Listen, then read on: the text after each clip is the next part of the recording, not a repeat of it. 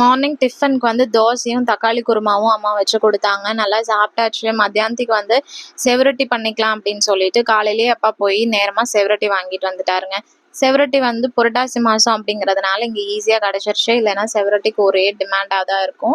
இதை க்ளீன் பண்ணுற விஷயம் தாங்க பெரிய விஷயம். இது எப்படி க்ளீன் பண்ணுறதுனே வந்து தெரியும். ஆனால் வந்து ஊரில் அத்தை தான் பண்ணி கொடுப்பாங்க. நான் அது வந்து க்ளீன் பண்ணதெல்லாம் கிடையாது. நம்மளுக்கு வந்து இந்த க்ளீன் பண்ணுற வேலையே வராதா, சரி எப்படியாவது க்ளீன் பண்ணி தானே ஆகணும். அதனால யூடியூப் வீடியோஸ்லாம் பார்த்தேன். அதில் என்ன பண்ணியிருந்தாங்கன்னா சுடு தண்ணியை வந்து நல்லா வச்சு அதில் ஊற வச்சுட்டாங்க ஒரு 15 மினிட்ஸ்.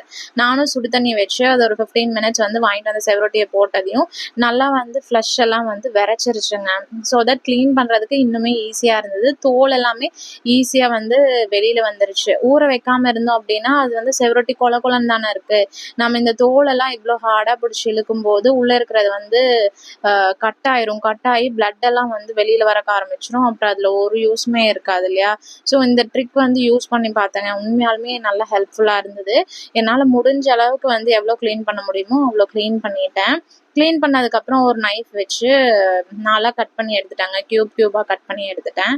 இது வந்து இன்னொன்று என்ன சொல்கிறாங்க அப்படின்னா செவரொட்டி வந்து சுட்டு சாப்பிட்டா அதனோட எஃபெக்ட்ஸ் வந்து இன்னும் நல்லா இருக்கும் அப்படிங்கிற மாதிரி சொன்னாங்க.